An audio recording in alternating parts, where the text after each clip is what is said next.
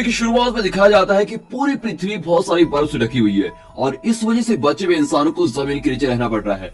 अब जमीन में रहने के लिए बनाई कुछ जगहों में से एक जगह का सीन दिखाया जाता है। वहाँ की बहुत छोटी गलियों में खतरे की घंटी बज रही होती है। फिर दो लोग दिखाए जाते हैं जिनको कुछ दूरी से रोने और चिल्लाने की आवाजें आ रही है। अब इस वजह से वो दोनों लोग उन आवाज से बड़े दूर भाग रहे होते हैं। तभी उनको एक दरवाजा दिखता है और वो दोनों उनको अंदर लेने के लिए बड़ी भीख मांगते हैं। अब हमें जमीन के नीचे रहने की बनाई दूसरी जगह को दिखाया जाता है। वहाँ पर एक आदमी सैटेलाइट्स को संपर्क करने वाली मशीन को ठीक कर रहा होता है। तभी एक दरवाजा खुलता है और वहाँ से तीन आदमी बाहर आते हैं। उनमें से एक बीमार आदमी दिखाया जाता है। वो एक और दिन जिंदा रहने के लिए भीख मांगता रहता है, लेकिन मैसन नाम का एक आदमी उसको जिंदा नहीं छोड़ना चाहता, क्योंकि अगर उसको जिंदा छोड़ दिया तो बीमारी फैलने का खतरा होगा। और मैसन को लगता है कि एक दिन जिंदा छोड़ने से वो बीमार आदमी ठीक भी नहीं हो सकता। फिर वो बीमार आदमी मान ही लेता है कि उसके भाग्य में मरना ही लिखा है, तो चलो कोई बात नहीं। लेकिन वो आदमी कहता है कि मैं गोली से मरने की बजाय यहाँ से भाग कर जाना चाहूंगा। लेकिन मैसन उस आदमी की बात नहीं मानना चाहता। तभी वहाँ पर सैम नाम का एक और आदमी आता है। वो मैसन को याद दिलाता है कि बीमार हुए लोगों के पास एक राइट्स है, वो यह है कि अगर वो यहाँ से जाना चाहे तो जा सकते हैं। लेकिन मैसन बताता है कि वो बीमार आदमी भी बाकी सभी बीमार लोगों की तरह वापस आएगा जैसे वो लोग आते हैं। फिर सैम और मैसन के बीच इस बात को लेकर बहस भी हो जाती है और तभी बीमार आदमी वहाँ से भागने की कोशिश करता है। मैसन उसको देखता है और पीछे से गोली मार देता है। अब दिखाते हैं तो एक छोटी सी जगह में बहुत सारे लोग रह रहे होते हैं और इस वजह से सर्दी से होने वाला आम बुखार भी बहुत ही खतरनाक हो गया है। वो बुखार लोगों के लिए बहुत ही खतरा बन गया है और वो कभी भी सभी लोगों में फैल सकता है। अब इस वजह से कॉलोनी में रह रहे लोगों ने कुछ नियम बनाए हुए हैं। पहला नियम यह है कि अगर कोई इंसान बीमार हो जाता है तो उनको कुछ दिन के लिए अलग रहना पड़ेगा, लेकिन अगर इन दिनों में वो इंसान ठीक नहीं होता तो उसको या तो मौत मिलेगी या फिर उसको यहाँ से दूर जाना होगा। इन दोनों में से कोई एक चीज चुननी होगी। अब जिस जगह पर सैम रह रहा है वो बहुत ही खास है, क्योंकि वो जगह उन जगहों में से है जहां अभी भी जिंदगी पल रही है। इस जगह पर अभी भी बीजों को संभाल कर रखा जाता है और खाने के लिए उनको उगाया भी जा सकता है। काफी लोग उस जगह रहते हैं, लेकिन वहाँ पर भी लोग मर रहे हैं और वहाँ पर रहने वाली जनता भी कम होती जा रही है। और अभी भी कुछ लोग एक ऐसी जगह पर रहने का ख्वाब देख रहे हैं जहाँ आसमान हो, हरियाली हो, सब कुछ हो। लेकिन सैम ऐसी बातों पर विश्वास नहीं करता। उसको लगता है कि शायद ही ऐसी जगह हमको कभी मिले। साथ ही सैम बुखार से ज्यादा वहाँ रह रहे दूसरे लोगों से डरता है। तभी हमें ब्रिक्स नाम के आदमी से मिला जाता है जो उसके पास से गुजरता है और सैम उसके पीछे जाने लगता है। ब्रिक्स को अच्छे से पता है कि सैम उसके पीछे क्यों आ रहा है। वो बताता है कि ऊपर मरने वाला आदमी बीमार था और इसीलिए उसका मरना बेहद ही जरूरी था, क्योंकि अगर उसको नहीं मारते तो बीमारी फैल सकती थी। लेकिन सैम बीच में बताता है कि कैसे उस आदमी ने वहाँ से दूर जाने का तय किया था, लेकिन मैसन ने उसकी बात नहीं सुनी और उसको वहीं पर जान से मार दिया। अब इस बात को सुनकर ब्रिक्स चुप हो जाता है। ब्रिक्स को भी ये बात पसंद नहीं आती है, लेकिन वो सैम को बताता है कि उनके पास इससे बहुत बड़ी समस्या है देखने के लिए। फिर वो दोनों कॉपर नाम के एक आदमी के पास जाते हैं। कॉपर बताता है कि जमीन में एक जगह है जिसका नाम कॉलोनी 5 है और वहाँ पर उसका बहुत समय से संपर्क नहीं हुआ है। हालांकि कॉपर ने खतरे के बारे में कॉलोनी 5 को मैसेज भेज दिया है, लेकिन फिर भी वहाँ से कोई जवाब नहीं आया है। फिर ब्रिक्स कॉपर को आगे क्या करना है इस बारे में बताता है। साथ ही सैम को विक्टर की मदद करने के लिए भेजता है। जब सैम विक्टर की मदद करने के लिए जा रहा होता है तभी कॉपर की आवाज आती है। कॉपर सभी लोगों से कहता है कि आधे घंटे में एक जरूरी मीटिंग होनी है। जब सैम विक्टर के पास पहुंचता है तो विक्टर खरगोश को जिंदा रखने के बारे में पूछता है। वो बताता है कि आखिरी पैदा हुआ खरगोश मरा हुआ पैदा हुआ था और अब वहाँ पर सिर्फ 12 खरगोश बचे हुए हैं। उन 12 खरगोशों में सिर्फ एक ही मादा खरगोश है और बाकी खरगोश उससे दोस्ती नहीं करना चाहते हैं। अब इसके दौरान ब्रिक्स मैसन से एक बात पूछता है और ब्रिक्स मैसन से गुस्सा भी है, क्योंकि मैसन ने उस बीमार आदमी का हक छीना है और उस आदमी को जान से भी मार दिया है। मैसन जवाब देता है कि तुमने तो ये काम करने की जिम्मेदारी मुझको दी है, इसीलिए तुम मुझको अपना काम करने दो और कुछ मत कहो। अब काई नाम की एक लड़की दिखाई जाती है। वो सैम को आता हुआ सुन लेती है और उससे बोलती है कि तुम मुझको ऐसे नहीं डरा सकते। अब इसके बाद वो दोनों किस भी करने लगते हैं। फिर सैम बताता है कि उसको खरगोशों के लिए दवाई चाहिए। जब काई दवाई ढूंढ रही होती है तो सैम काई से उसके काम के बारे में पूछता है। तो काई को लगता है कि वो कुछ ऐसी खोज कर सकती है जिसका प्रयोग करके वो मौसम को काबू कर सकते हैं। वो उस खोज का इस्तेमाल धरती पर पड़ी सारी बर्फ से छुटकारा पाने के लिए कर सकते हैं। लेकिन सैम को उसकी बात पसंद नहीं आती। वो दोबारा किसी मशीन का इस्तेमाल नहीं करना चाहता है, लेकिन वो फिर भी काई से कहता है कि अगर तुम्हें कोई नई खोज मिले तो उसको जरूर मुझको बताना। अब इसके बाद वो दोनों मीटिंग के लिए चले जाते हैं। अब सभी बड़े कमरे में मीटिंग के लिए इकट्ठा हो रहे हैं तो डेक्स्टर नाम का आदमी अपनी पत्नी को खांसने से मना करता है और इसके बाद सैम उन दोनों के पास पहुंच जाता है। सैम उन दोनों से बात करता है और उसको महसूस होता है कि उन दोनों की तबीयत ठीक नहीं है। फिर सैम दोनों पति पत्नी को उनके कमरे में जाकर आराम करने को बोलता है और अब मीटिंग शुरू होने वाली होती है। तभी ब्रिक्स अंदर आता है।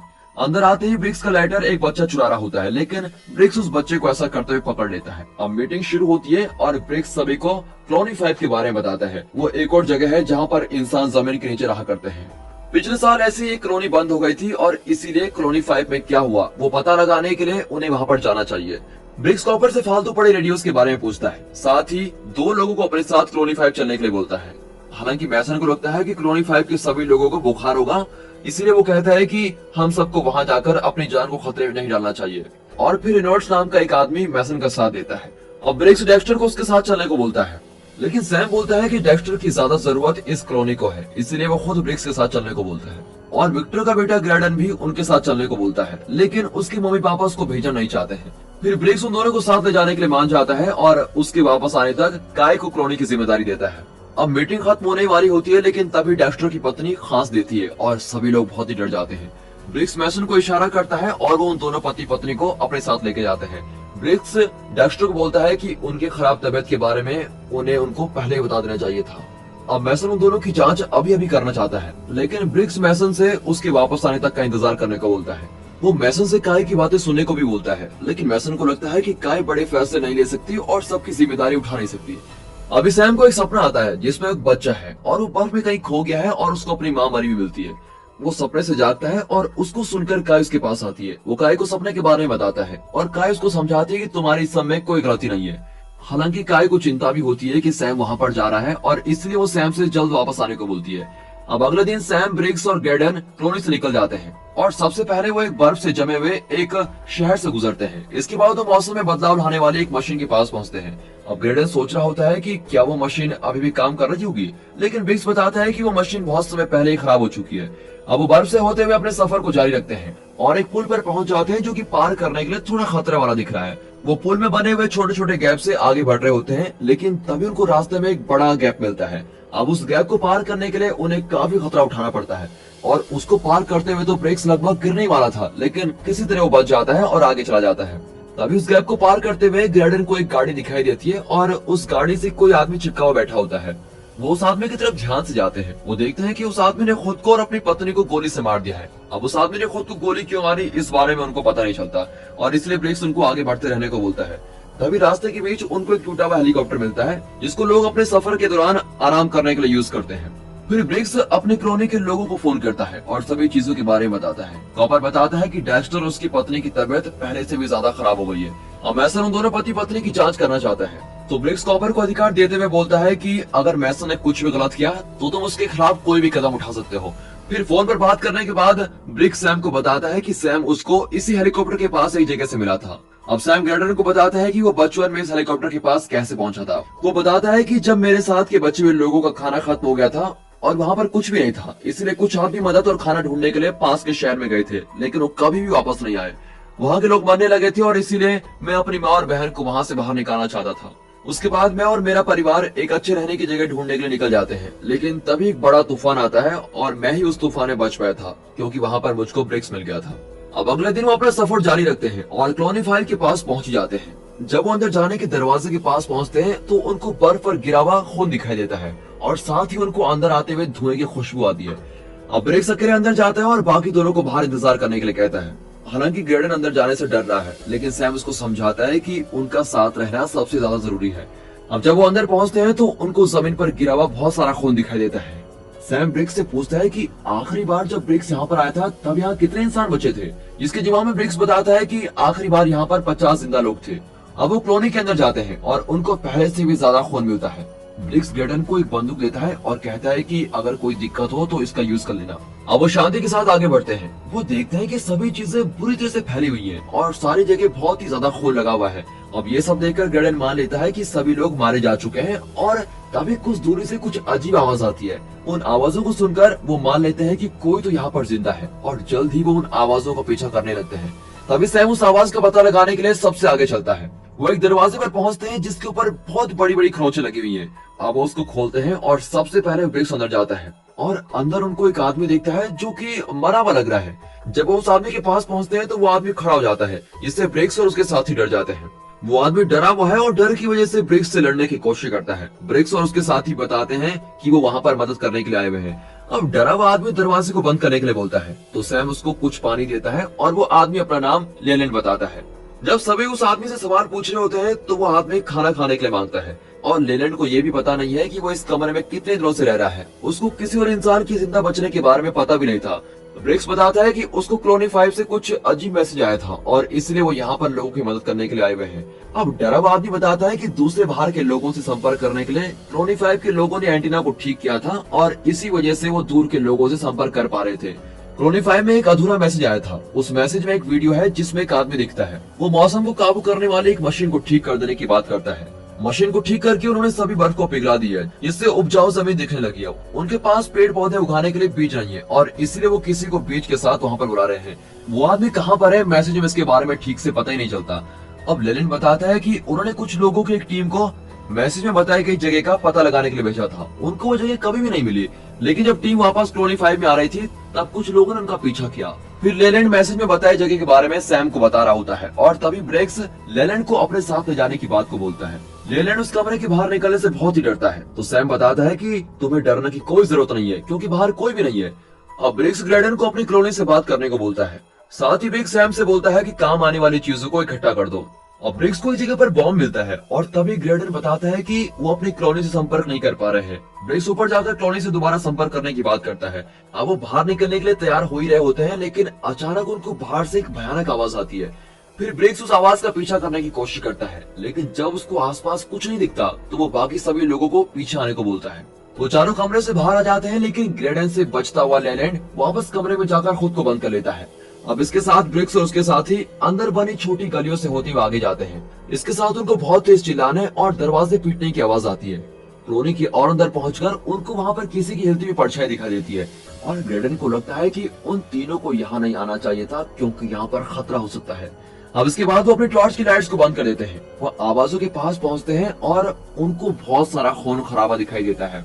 अब इस सब के बीच एक आदमी एक इंसान के शरीर को काट रहा है। वहाँ एक और आदमी है जो इंसान का शरीर खा रहा है और तीसरा आदमी अपने दांत तीखे कर रहा होता है। कॉलोनी 5 में रहने वाले सभी लोगों को मार दिया गया है। अब कसाई को सैम और उसके साथियों की खुशबू आ जाती है और वो जल्दी से पीछे मुड़कर देखता है, लेकिन तभी सैम उसको मार देता है। अब उन मरे पड़े शरीरों के बीच में से एक और आदमी जाग जाता है और तीनों का पीछा करने लगता है और काफी सारे उनका पीछा करने लगते हैं। फिर सैम उन आदमखोरों के सरदार पर गोली चलाता है और तीनों वहाँ से भाग जाते हैं। अब सभी आदमखोर उनका पीछा करने लगते हैं। तभी ब्रिक्स एक बॉम्ब फेंकता है, लेकिन उससे ज्यादा आदमी नहीं मार पाते। ग्रेडन सबसे आगे भाग रहा होता है, लेकिन दो आदमखोर उसके सामने आकर उसको पकड़ लेते हैं और उस पर हमला कर देते हैं। ब्रिक्स और सैम उसकी मदद के लिए आदमखोरों पर गोली चलाते हैं, लेकिन वहाँ और ज्यादा आदमखोर आने लगते हैं। अब वो दोनों सभी आदमखोरों से जीत जाते हैं, लेकिन ग्रेडन पहले ही मर गया है और वो उसके लिए अब कुछ भी नहीं कर सकते। फिर दोनों जल्दी से बाहर भागने लगते हैं, तो सैम एक और आदमखोर पर गोली चलाता है और अब सैम की सभी गोलियां खत्म हो चुकी है। आदमखोरों के उन तक पहुंचने से पहले ही ब्रिक्स ऊपर जाने वाली कुछ सीढ़ियों को तोड़ देता है, लेकिन अचानक एक आदमखोर आकर ब्रिक्स पर हमला कर देता है। अब उनके बीच काफी लड़ाई होती है, लेकिन ब्रिक्स उसको भी मार डालता है और फाइनली ब्रिक्स कॉलोनी से बाहर निकल जाता है और बाहर निकलते ही उसको सैम मिलता है। अब ब्रिक्स एक बॉम्ब को अंदर फेंकता है, जिससे कॉलोनी में आने जाने वाला रास्ता ही बंद हो जाता है और आखिरकार दोनों वहाँ से बच जाते हैं और जिस रास्ते से वो कॉलोनी 5 तक पहुंचे थे उस रास्ते से वापस जाकर घर को निकलते हैं। फिर वो दोनों दोबारा हेलीकॉप्टर के पास पहुंचते हैं, तो सैम बोलता है कि उन्हें अपने सफर को जारी रखना चाहिए, लेकिन तेजी से गिरते हुए तापमान की वजह से वो ज्यादा आगे नहीं जा पाएंगे और इसलिए ब्रिक्स वहां रुकने को तय करता है। उसी रात सैम ब्रिक्स से उन आदमखोरों के बारे में पूछता है, तो ब्रिक्स बताता है कि लोग अपनी जान बचाने के लिए बहुत भयानक काम भी कर सकते हैं। वो सैम को एक समय के बारे में बताता है जब सेना के आदमी सभी को बचाने की कोशिश कर रहे थे। ब्रिक्स बताता है कि उसने इंसानों को अपनी भूख की वजह से बेकाबू होते हुए देखा और तब लोग इंसानों को मारकर खा रहे थे। ब्रिक्स आगे बताता है कि उसने अपने सामने ही लोगों को आदमखोरों की तरह एक दूसरे का मांस खाते हुए देखा था। इसलिए ब्रिक्स और मैसन उस जगह से भाग आए थे और तभी एक ऐसी जगह की तलाश करने निकल गए जहां ऐसा कुछ भी ना होता हो। अब सैम कॉलोनी 5 में आई वीडियो मैसेज के बारे में बात करता है, जिसके जवाब में ब्रिक्स बोलता है उनके पास उगाने के लिए पहले से कुछ बीज पड़े हुए हैं और इसीलिए वो अपनी कॉलोनी में पहुंचकर इस बारे में कुछ न कुछ जरूर सोचेंगे। अब अगले दिन सैम देखता है कि उनके पैरों के निशानों का पीछा करते हुए आदमखोर उन तक पहुंचने वाले हैं। अब सैम को डर है कि आदमखोर उनको पकड़कर वापस अपने साथ न लेके जाएं, लेकिन ब्रिक्स के पास एक योजना है और वह आदमखोरों को पुल पर रोकने का सोच रहा होता है। वो भागते हुए पुल की तरफ जाते हैं और आदमखोर भी उनका पीछा कर रहे होते हैं। फिर पुल पर पहुंचने के बाद भी वो भागते ही रहते हैं और लंबी छलांग लगाकर उस बड़े गैप को पार कर लेते हैं। अब इसके बाद ब्रिक्स बॉम्ब निकालकर पूरे पुल को उड़ाना चाहता है। वो बॉम्ब को उस बड़े गैप के पास लगा देता है और खुद वहाँ से भाग जाता है, लेकिन उसकी बुरी किस्मत तो देखो, बॉम्ब में लगी हुई आग बुझ जाती है। अब ब्रिक्स बॉम्ब को वापस जलाने के लिए जाना चाहता है, लेकिन सैम उसको ऐसा करने से मना करता है। सैम कहता है कि इसमें खतरा है, लेकिन ब्रिक्स नहीं मानता और सैम को ही बेहोश कर देता है। अब आदमखोर जल्दी उनकी तरफ बढ़ रहे होते हैं, लेकिन तेज चलती हुई हवा के कारण बॉम्ब चलता ही नहीं है। अब कुछ आदमखोर लगभग ब्रिक्स के पास पहुंच जाते हैं, लेकिन वो उस बड़े गैप से नीचे गिर जाते हैं और आखिरकार बॉम्ब जल जाता है और ब्रिक्स आदमखोरों को अपने पास बुलाने के लिए चिढ़ा रहा होता है। वो कुछ आदमखोरों से लड़ता है, लेकिन तभी बॉम्ब उसके हाथ में फट जाता है, जिससे पुल बीच में टूटता है। हालांकि आदमखोरों का सरदार अभी भी जिंदा बच गया है और वो पुल के दूसरी तरफ खड़ा होकर सैम को देख रहा होता है। इसके बाद सैम अकेला एक कॉलोनी 5 की तरफ भागता हुआ जा रहा है। उसको रास्ते में दोबारा मौसम को काबू करने वाली वो मशीन मिलती है और कुछ देर बाद वो अपनी कॉलोनी के पास पहुंचता है। अब इस सब के दौरान मैसन डेक्स्टर उसकी पत्नी को बाहर लेके आया है। डेक्स्टर उसकी पत्नी के बुखार की जांच करने के लिए बार बार बोल रहा होता है, लेकिन मैसन उसकी कोई भी बात नहीं सुनता। मैसन उसकी पत्नी को गोली मारते हुए बोलता है कि अब से बुखार को लेकर किसी की कोई जांच नहीं होगी। तभी वहाँ पर काय आती है और मैसन की तरफ बंदूक तानती है। मैसन कॉलोनी को अपने हिसाब से चलाना चाहता है और इसलिए उनके बीच बहस हो जाती है। तभी उनको सैम की मदद की आवाज आती है और काय सैम की तरफ भागती है और उसी के दौरान डेक्स्टर वहाँ से भाग जाता है। अब काय सैम को देख रही होती है, तभी पीछे से मैसन आता है और उसी को बेहोश कर देता है। और अब दिखाया जाता है कि सैम बेहोशी से जाग रहा है और उसके पास 2 लड़कियां खड़ी है। वो बोलती है कि तुम बिल्कुल सही सलामत हो। फिर वहाँ विक्टर अपने बेटे के बारे में पूछता है, जिसके जवाब में सैम ब्रिक्स और ग्रे के मर जाने के बारे में बताता है। तभी वहाँ पर मैसन आता है और सैम के हाथों को बांध देता है। अब वो बताता है कि अब से वो खुद कॉलोनी को चलाने वाला है। वो साथ ही बताता है कि लोगों को अब से आधा खाना दिया जाएगा और किसी के थोड़ा बीमार पड़ने पर ही उसकी तुरंत जांच की जाएगी। फिर सैम कॉलोनी 5 में जो भी हुआ उस सब के बारे में बताता है। वो साथ ही बताता है कि आदमखोर उनका पीछा भी कर रहे थे। वो मौसम को बदलने वाली मशीन के ठीक हो जाने के बारे में भी बताता है, लेकिन मैसन उसकी बात पर विश्वास नहीं करता और वहाँ से चला जाता है। तभी एक छोटा बच्चा हथकड़ियों की चाबी चुरा कर लाता है और वो चाबी सैम को देता है। यहाँ विक्टर और मैसन बाहर जाकर आदमखोरों को देखते हैं। इसके बाद वो कैमरे की मदद से आदमखोरों को ढूंढ रहे होते हैं, लेकिन उनको कुछ भी नहीं मिलता।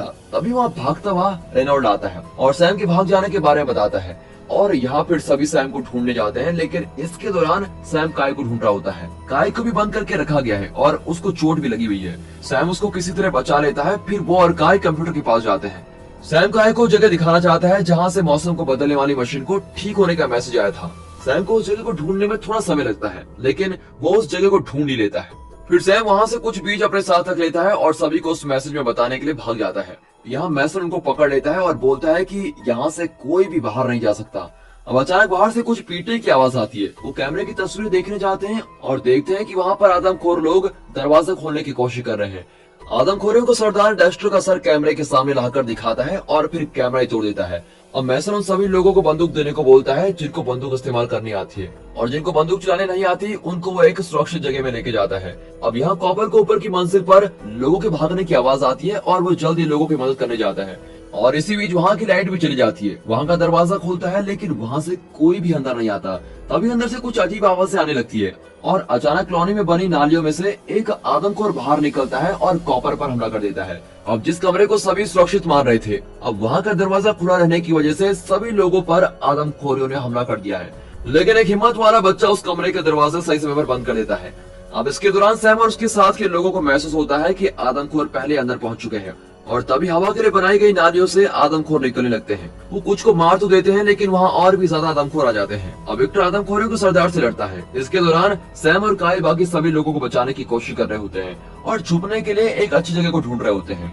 आदमखोरों को सरदार विक्टर को मार देता है और इसी के दौरान मैसन सबसे सुरक्षित कमरे में पहुंच जाता है, लेकिन वो सैम और काय के आने से पहले ही दरवाजे को बंद कर देता है। और कमरे के अंदर एक औरत मैसन की हरकतों से तंग आ जाती है और इसलिए वो मैसन को मारकर बेहोश कर देती है। वो सैम और काय के लिए फिर दरवाजा खोलती है। अब आदमखोर लोग अंदर आने वाले होते हैं, लेकिन वो सही समय पर दरवाजे को बंद कर देते हैं।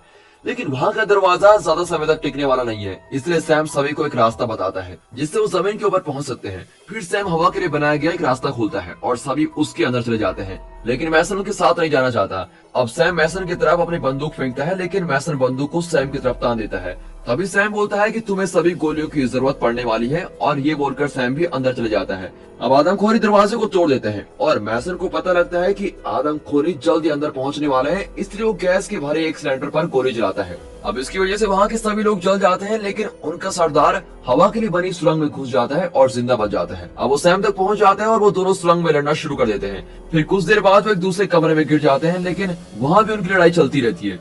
अब आदमखोरियों को सरदार जीतने लगता है और पूरी तरह से सैम को मारता है। वो सैम को बोलता है कि अब तुम बचोगे नहीं, और फिर कुछ समय बाद सैम हिम्मत दिखाता है और दोबारा खतरनाक लड़ाई करता है और जीतने भी लगता है। फिर वो आदमखोरियों के सरदार को बेरहमी से मारता है और आखिर में उसका सर काट ही देता है। अब बाकी सभी लोग कॉलोनी से बाहर निकल जाते हैं और अपनी रहने की जगह को अंदर से जलता हुआ देखते हैं। आखिर में सैम भी वहाँ से बाहर आ जाता है। सैम बोलता है कि जिंदा बचने के लिए उनको उस जगह ही जाना होगा जहाँ से मौसम को काबू करने वाली मशीन को ठीक करने का मैसेज आया था। फिर सभी उसके पास समझते हैं और बर्फ से होते हुए अपने सफर के लिए निकल पड़ते हैं। अब उनके लिए जिंदा बचा रहना ही सबसे जरूरी चीज है। और दोस्तों, इसी के साथ ही मूवी यहाँ पर खत्म हो जाती है।